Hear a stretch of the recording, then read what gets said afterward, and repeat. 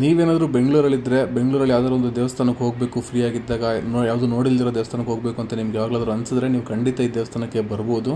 ಈ ದೇವಸ್ಥಾನದ ಟೈಮಿಂಗ್ಸ್ನ ಕೂಡ ನಾನು ನಿಮಗೆ ಮೆನ್ಷನ್ ಮಾಡೋದಕ್ಕೆ ಟ್ರೈ ಮಾಡ್ತೀನಿ. ಆದರೆ ಇಲ್ಲೊಂದು ಇನ್ಸ್ಕ್ರಿಪ್ಷನ್ ಇದೆ, ಶಾಸನ. ಆ ಶಾಸನದಲ್ಲಿ 1100 ವರ್ಷಗಳ ಹಿಂದೆಯೇ ಬೆಂಗಳೂರು ಅನ್ನೋ ಒಂದು ಹೆಸರು ಉಲ್ಲೇಖ ಆಗಿದೆ. ನಮಸ್ಕಾರ ಗೆಳೆಯರೆ, ಇವತ್ತು ಬೆಂಗಳೂರಲ್ಲಿ one of the oldest temple ಅಂತಲೇ ಹೇಳೋ ಒಂದು ದೇವಸ್ಥಾನಕ್ಕೆ ಕರ್ಕೊಂಡು ಹೋಗ್ತಾ ಇದ್ದೀನಿ. ಓಲ್ಡೆಸ್ಟ್ ಟೆಂಪಲ್ ಅಂತ ಹೇಳಿದ್ರೆ ಈ ದೇವಸ್ಥಾನಕ್ಕೆ ಸುಮಾರು ಒಂದು 1300ರಿಂದ 1400 ವರ್ಷಗಳ ಇತಿಹಾಸ ಇದೆಯಂತೆ. ಇದನ್ನು ಗಂಗರ ಕಾಲದಲ್ಲಿ ಕಟ್ಟಿದಂಥ ದೇವಸ್ಥಾನ. 1300 ವರ್ಷಗಳ ಹಿಂದೆ ಬೆಂಗಳೂರಲ್ಲಿ ಒಂದು ಯುದ್ಧ ನಡೆದಿತ್ತು. ಆ ಯುದ್ಧ ಗೆದ್ದ ಕಾರಣಕ್ಕೋಸ್ಕರ ಈ ದೇವಸ್ಥಾನ ಕಟ್ಟಿದ್ರು ಅಂತ ಇಲ್ಲೊಂದು ಶಾಸನ ಕೂಡ ನಾವು ನೋಡ್ಬೋದು. ಈ 1300 ವರ್ಷದ ಹಳೆ ದೇವಸ್ಥಾನ ನಮ್ಮ ಬೆಂಗಳೂರಲ್ಲಿ ಎಲ್ಲಿದೆ ಗುರು ಅಂತ ಅಂದರೆ ಇದಿರೋದು ಬೇಗೂರಲ್ಲಿ. ಬೇಗೂರು ಬಂದ್ಬಿಟ್ಟು ನಿಮಗೆ ಬೊಮ್ಮನಹಳ್ಳಿಯಿಂದ ಒಂಚೂರು ಮುಂದೆ ಬಂದರೆ ಸಿಗುತ್ತೆ, ಎಲೆಕ್ಟ್ರಾನಿಕ್ ಸಿಟಿಗೆ ಹೋಗಬೇಕಾದ್ರೆ. ಸೊ ಅಲ್ಲಿ ಬಂದರೆ ನಿಮಗೆ ಈ ದೇವಸ್ಥಾನ ಸಿಗುತ್ತೆ. ಈ ದೇವಸ್ಥಾನದ ಹೆಸರು ಬಂದ್ಬಿಟ್ಟು ಶ್ರೀ ಪಂಚಲಿಂಗೇಶ್ವರ ದೇವಸ್ಥಾನ ಅಂತ. ಈ ದೇವಸ್ಥಾನ ನಮ್ಮ ಮನೆಯಿಂದ ಸುಮಾರು ಒಂದು 5-6 ಕಿಲೋಮೀಟರ್ ಇದೆ ಅಷ್ಟೇ. ನಾನು ಒಂದು 10 ಅಥವಾ 12 ವರ್ಷಗಳ ಹಿಂದೆ ಬಂದಿದ್ದೆ. ಆವಾಗ ಹೀಗುಂಟಲ್ಲಿ ಈ ದೇವಸ್ಥಾನ ಬಂದಿತ್ತು. ಅದನ್ನು ನೋಡ್ಬಿಟ್ಟು ನಾನು ನೋಡಲೇಬೇಕು ಈ ದೇವಸ್ಥಾನ ಅಂತ ಹೇಳ್ಬಿಟ್ಟು ಫ್ರೆಂಡ್ನ ಕರ್ಕೊಂಡು ಬಂದಿದ್ದೆ. ನಮ್ಮ ಲೆಫ್ಟ್ ಸೈಡ್ಗೆ ನಾವು ಬೇಗೂರು ಕೆರೆ ನೋಡ್ಬೋದು. ಈ ಬೇಗೂರು ಲೇಕ್ ಬಂದ್ಬಿಟ್ಟು ಸಿಕ್ಕಾಪಟ್ಟೆ ದೊಡ್ಡದು, ಸುಮಾರು 120ರಿಂದ 130 ಎಕರೆ ಪ್ರದೇಶದಲ್ಲಿ ಇರುವಂಥ ಕೆರೆ ಇದು. ಈ ಕೆರೆ ಆದ ಸ್ವಲ್ಪ ಮುಂದೆ ಹೋದ್ರೆ ನಮಗೆ ಟೆಂಪಲ್ ಸಿಕ್ಬಿಡುತ್ತೆ.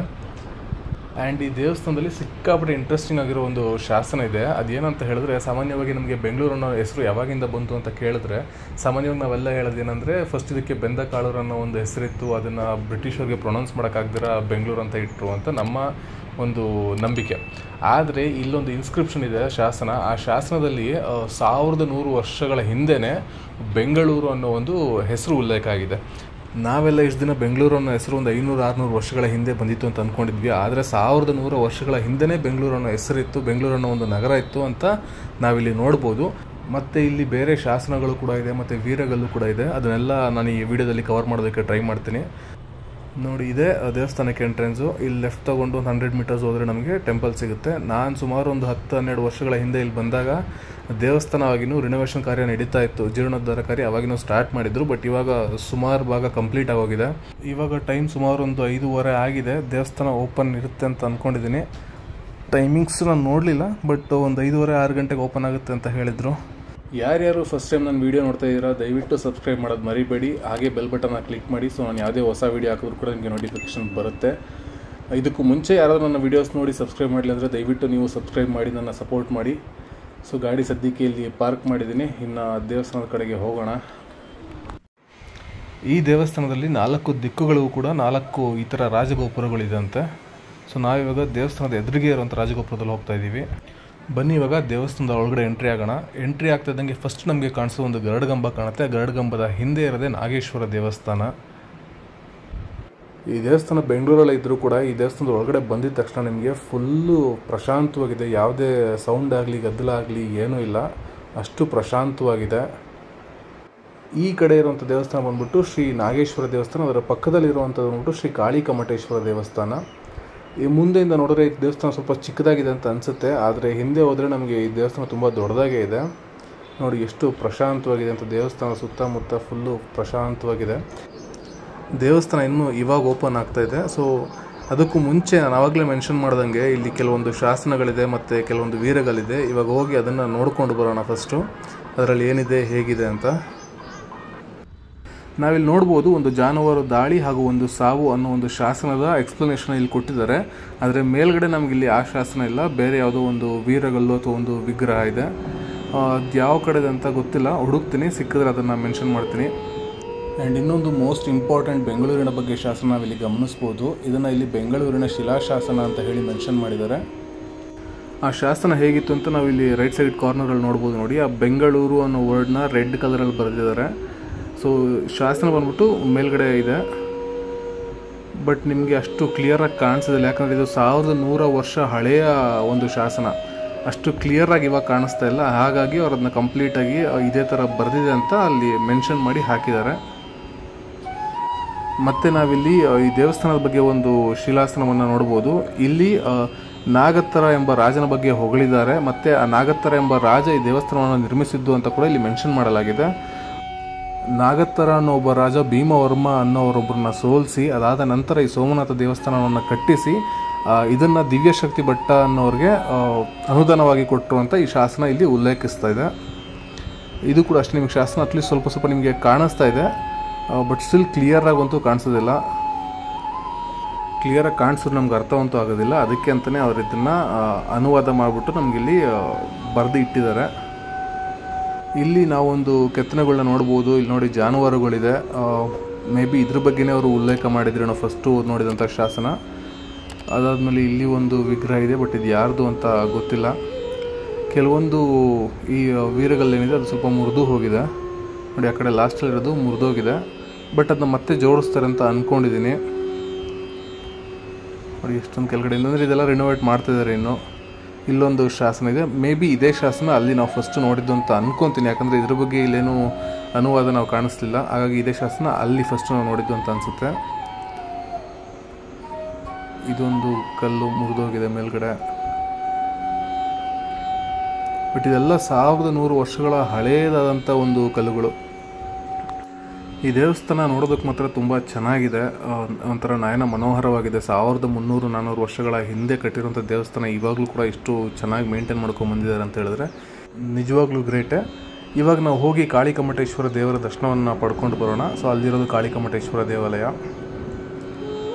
ಸೊ ಇದೇ ಕಾಳಿಕಮಠೇಶ್ವರ ದೇವಾಲಯ. ಅಂದರೆ ಇದು ಸದ್ಯಕ್ಕೆ ಕ್ಲೋಸ್ ಆಗಿದೆ, ಆದರೆ ಸ್ವಲ್ಪ ಇರೋ ಜಾಗದಲ್ಲೇ ನಾನು ರೆಕಾರ್ಡ್ ಮಾಡ್ಕೊಂಡು ಟ್ರೈ ಮಾಡ್ತಾಯಿದ್ದೀನಿ. ನಮಗೆ ಶಿವನ ವಿಗ್ರಹ ಕೂಡ ಕಾಣುತ್ತೆ, ಅದರ ಹಿಂದೆ ಒಂದು ತಾಯಿಯ ವಿಗ್ರಹ ಕೂಡ ಕಾಣಿಸ್ತಾ ಇದೆ.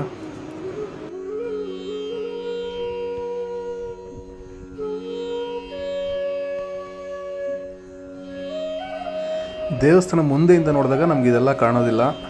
ಮುಂದೆಯಿಂದ ನಾನು ಆವಾಗಲೇ ಹೇಳಿದಾಗೆ ತುಂಬ ಚಿಕ್ಕದಾಗಿ ಕಾಣುತ್ತೆ ಮುಂದ್ಗಡೆಯಿಂದ. ಆದರೆ ದೇವಸ್ಥಾನನ ಸುತ್ತ ಹಾಕೋದಕ್ಕೆ ಅಂತ ಬಂದಾಗ ನಮಗೆ ಈ ಹಳೆಯ ಒಂದು ದೇವಸ್ಥಾನದ ಶೈಲಿ ಕಾಣುತ್ತೆ, ಹೇಗೆ ಕೆತ್ತಿದ್ದಾರೆ ಏನು ಕತೆ ಅಂತ.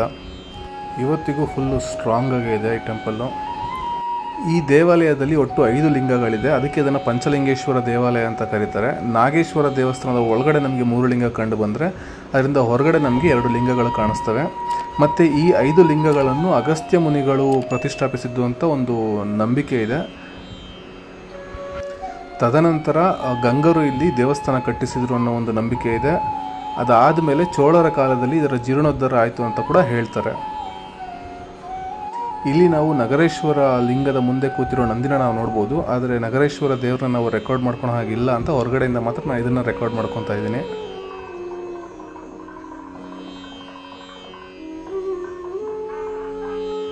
ಇನ್ನು ನಾವು ದೇವಸ್ಥಾನದ ಹಿಂಭಾಗಕ್ಕೆ ಬಂದರೆ ದೇವಸ್ಥಾನದ ಕಂಪ್ಲೀಟ್ ಸ್ಟ್ರಕ್ಚರ್ನ ನಾವು ಗಮನಿಸ್ಬೋದು. ಮತ್ತು ಇಲ್ಲಿ ಇನ್ನೊಂದು ಏನು ವಿಶೇಷತೆ ಅಂತ ಹೇಳಿದ್ರೆ, ಈ ದೇವಸ್ಥಾನದ ಎತ್ತರ ತುಂಬ ದೊಡ್ಡದಾಗೇನಿಲ್ಲ, ಸ್ವಲ್ಪ ಎತ್ತರ ಕಡಿಮೆ. ನಾವು ಬೇರೆ ನನ್ನ ಹಳೆಯ ವೀಡಿಯೋಗಳು ನೀವು ನೋಡಿದರೆ ಹಳೆಯ ಕಾಲದ ದೇವಸ್ಥಾನಗಳನ್ನ ನಾನು ತೋರಿಸಿರ್ತೀನಿ, ಅದರದ್ದೆಲ್ಲ ಕಂಪೇರ್ ಮಾಡಿದ್ರೆ ಇದರ ಎತ್ತರ ಸ್ವಲ್ಪ ಕಡಿಮೆ. ಮತ್ತು ಇದು ಪೂರ್ತಿ ರಿನೋವೇಟ್ ಆಗಿದೆ ಅಂತ ಅನಿಸುತ್ತೆ, ಯಾಕಂದರೆ ನೀವು ಇಲ್ಲಿ ಸಿಮೆಂಟ್ ಹಾಕಿರೋದನ್ನ ಗಮನಿಸ್ಬೋದು ಅಲ್ಲಿ ಇಲ್ಲಿ ಎಲ್ಲ. ಮತ್ತು ನಾವಿಲ್ಲಿ ದೇವಸ್ಥಾನದ ಹಿಂದೆ ಬರುವಂಥ ರಾಜಗೋಪುರ ಕೂಡ ನಾವು ಗಮನಿಸ್ಬೋದು. ಇಲ್ಲಿ ಒಂದು ಚಿಕ್ಕದಾದ ಒಂದು ಮೂರ್ತಿ ಇದೆ. ಈ ಮೂರ್ತಿಯ ಹೆಸರು ಚಂಡಿಕೇಶ್ವರ ಅಂತ ಇದೆ. ನನಗನ್ಸೋ ಪ್ರಕಾರ ಇದು ಯಾವುದಾದ್ರೂ ಒಂದು ರಾಜನ ಒಂದು ವಿಗ್ರಹ ಇರ್ಬೋದು ಅಂತ ಅನಿಸುತ್ತೆ. ನೋಡಿ ಝೂಮ್ ಮಾಡಿ ತೋರಿಸ್ತೀನಿ. ಇದು ಯಾವುದೇ ರೀತಿ ಮೆನ್ಷನ್ ಮಾಡಿಲ್ಲ ಇಲ್ಲಿ. ಹೊಯ್ಸಳರು ಕಟ್ತಾ ಇದ್ದಂಥ ದೇವಸ್ಥಾನ ಸ್ವಲ್ಪ ಹೈಟ್ ಜಾಸ್ತಿ ಇರ್ತಾಯಿತ್ತು. ಅದು ಏನಕ್ಕೆ ಅಂತ ನಾನು ನಿಮಗೊಂದು ವೀಡಿಯೋದಲ್ಲಿ ಮೆನ್ಷನ್ ಮಾಡಿದ್ದೆ. ಆ ವಿಡಿಯೋ ಬಂದ್ಬಿಟ್ಟು ಯೋಗ ಮಾಧವ ಸ್ವಾಮಿ ದೇವಾಲಯ ಅಂತ ಒಂದು ಐ ಕಾರ್ಡಲ್ಲಿ ಹಾಕ್ತೀನಿ, ಆದರೆ ಹೋಗಿ ಅದನ್ನು ನೋಡಿ ಏನಕ್ಕೆ ಅವ್ರು ಮಾಡೋ ದೇವಸ್ಥಾನಗಳು ಸ್ವಲ್ಪ ಹೈಟ್ ಇರುತ್ತೆ ಅಂತ. ಸೊ ಇವಾಗ ಇಲ್ಲಿ ಬಂದರೆ ನಾವಿಲ್ಲೊಂದು ಪುಟ್ಟದಾದ ಒಂದು ನಂದಿ ವಿಗ್ರಹವನ್ನು ನೋಡ್ಬೋದು. ಈ ನಂದಿ ಕೂತಿರೋದು ಶ್ರೀ ಕರ್ಣೇಶ್ವರ ಸ್ವಾಮಿಯ ಎದುರುಗಡೆಗೆ. ನೋಡಿ ಎಷ್ಟು ಪುಟ್ಟದಾಗಿ ಎಷ್ಟು ಚೆನ್ನಾಗಿ ಕೆತ್ತನೆ ಮಾಡಿದ್ದಾರೆ ಅಂತ. ನಾವಿಲ್ಲಿ ಈ ಮಂಟಪದ ಕಂಬಗಳನ್ನ ಕೂಡ ಗಮನಿಸ್ಬೋದು. ಇವತ್ತಿಗೂ ಎಷ್ಟು ಸ್ಟ್ರಾಂಗ್ ಆಗಿ ನಿಂತಿದೆ ಅಂತ 1300 ವರ್ಷ ಆದಮೇಲೂ ಕೂಡ. ಬನ್ನಿ ಇವಾಗ ಕರ್ಣೇಶ್ವರನ ದರ್ಶನ ಮಾಡೋಣ. ಸೊ ಇದು ಶ್ರೀ ಕರ್ಣೇಶ್ವರ ಸ್ವಾಮಿ. ಪಂಚಲಿಂಗಗಳಲ್ಲಿ ಇದು ಒಂದು ಲಿಂಗ ಆಗಿದೆ. ನೀವೇನಾದರೂ ಬೆಂಗಳೂರಲ್ಲಿದ್ದರೆ, ಬೆಂಗಳೂರಲ್ಲಿ ಯಾವುದಾದ್ರು ಒಂದು ದೇವಸ್ಥಾನಕ್ಕೆ ಹೋಗಬೇಕು ಫ್ರೀ ಆಗಿದ್ದಾಗ, ಯಾವುದು ನೋಡಿಲ್ದಿರೋ ದೇವಸ್ಥಾನಕ್ಕೆ ಹೋಗಬೇಕು ಅಂತ ನಿಮ್ಗೆ ಯಾವಾಗಲಾದ್ರೂ ಅನಿಸಿದ್ರೆ ನೀವು ಖಂಡಿತ ಈ ದೇವಸ್ಥಾನಕ್ಕೆ ಬರ್ಬೋದು. ಈ ದೇವಸ್ಥಾನದ ಟೈಮಿಂಗ್ಸ್ನ ಕೂಡ ನಾನು ನಿಮಗೆ ಮೆನ್ಷನ್ ಮಾಡೋದಕ್ಕೆ ಟ್ರೈ ಮಾಡ್ತೀನಿ.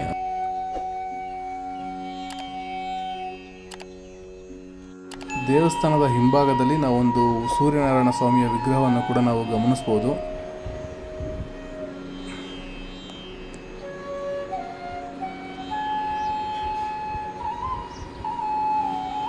ನಾಗೇಶ್ವರ ದೇವಸ್ಥಾನದ ಒಳಗಡೆ ನಾವು ಯಾವುದೇ ರೀತಿಯ ಫೋಟೋಗ್ರಫಿ ಅಥವಾ ವೀಡಿಯೋಗ್ರಫಿ ಮಾಡೋ ಹಾಗಿಲ್ಲ ಅಂತ ಹೇಳಿದ್ರು. ಸೊ ಹಾಗಾಗಿ ನಾವು ಒಳಗಡೆ ಯಾವುದೇ ರೀತಿ ಫೋಟೋ ಮತ್ತು ವೀಡಿಯೋಸ್ ತೊಗೊಳ್ಳಿಲ್ಲ. ಹೊರಗಡೆಯಿಂದ ನಾವು ಫೋಟೋ ಮತ್ತು ವಿಡಿಯೋ ತಗೋಬೋದು. ದೇವಸ್ಥಾನದ ಒಳಗಡೆ ಕೂಡ ತುಂಬ ವಿಶಾಲವಾಗಿದೆ. ಒಳಗಡೆ ಹೋದರೆ ನಾವು ನಾಗೇಶ್ವರನ ದರ್ಶನ ಮಾಡ್ಬೋದು, ಪಾರ್ವತಿಯ ದರ್ಶನ ಮಾಡ್ಬೋದು. ಮತ್ತು ಇಲ್ಲಿ ದೇವಸ್ಥಾನದ ಟೈಮಿಂಗ್ಸ್ ಕೂಡ ಇಲ್ಲಿ ಹಾಕಿದ್ದಾರೆ ನೋಡಿ. ಯಾರಾದರೂ ಇನ್ ಕೇಸ್ ಬರಬೇಕು ಅಂತ ಅನಿಸಿದ್ರೆ ನೀವು ಈ ಟೈಮಿಂಗ್ಸ್ ನೋಡಿಕೊಂಡು ಆರಾಮಾಗಿ ಪ್ಲ್ಯಾನ್ ಮಾಡ್ಕೊಂಬರ್ಬೋದು. ಮತ್ತು ಯಾವ್ಯಾವ ಲಿಂಗಗಳಿದೆ ದೇವಸ್ಥಾನದ ಒಳಗಡೆ ಅಂತ ನಾವಿಲ್ಲಿ ಗಮನಿಸ್ಬೋದು. ಇಲ್ಲಿರೋ ಪಂಚಲಿಂಗಗಳಾದರೆ ನಗರೇಶ್ವರ, ನಾಗೇಶ್ವರ, ಕರ್ಣೇಶ್ವರ, ಚೌಳೇಶ್ವರ ಹಾಗೂ ಕಾಳಿಕಮಠೇಶ್ವರ ದೇವರು. ಸಂಜೆ ಟೈಮಲ್ಲಿ ಇಲ್ಲಿ ಹಾಯಾಗಿ ಬಂದು ಇಲ್ಲಿರೋ ಪಂಚಲಿಂಗೇಶ್ವರ ಸ್ವಾಮಿಯ ದರ್ಶನ ಮಾಡಿಕೊಂಡು ಆರಾಮಾಗಿ ಇಲ್ಲಿ ದೇವಸ್ಥಾನದ ಸುತ್ತ ಕೂತ್ಕೊಂಡ್ಬಿಟ್ರೆ ಅಷ್ಟು ನೆಮ್ಮದಿ ಅಂತ ಅನಿಸುತ್ತೆ. ಅಷ್ಟು ಪ್ರಶಾಂತವಾಗಿದೆ ಇಲ್ಲಿ ಈ ಜಾಗ ಮಾತ್ರ. ಖಂಡಿತವಾಗ್ಲೂ ಎಲ್ಲರೂ ಬಂದು ನೋಡುವಂಥ ಸ್ಥಳ ಇದು. ಬೆಂಗಳೂರಲ್ಲಿದ್ದರೆ ಮಿಸ್ ಮಾಡದೆ ಬಂದು ನೋಡಿ ಈ ಜಾಗನ. ಈ ಒಂದು ವಿಡಿಯೋ ನಿಮಗೆಲ್ಲ ಇಷ್ಟ ಆಗಿದ್ದರೆ ದಯವಿಟ್ಟು ಸಬ್ಸ್ಕ್ರೈಬ್ ಮಾಡೋದನ್ನ ಮರಿಬೇಡಿ. ಮಿಸ್ ಇಲ್ಲದೆ ಸಬ್ಸ್ಕ್ರೈಬ್ ಮಾಡಿ, ಶೇರ್ ಮಾಡಿ, ಮತ್ತು ನಿಮ್ಮ ಬೆಂಗಳೂರಲ್ಲಿರೋ ಎಲ್ಲ ಫ್ರೆಂಡ್ಸ್ಗೂ ಇದನ್ನ ಶೇರ್ ಮಾಡಿ.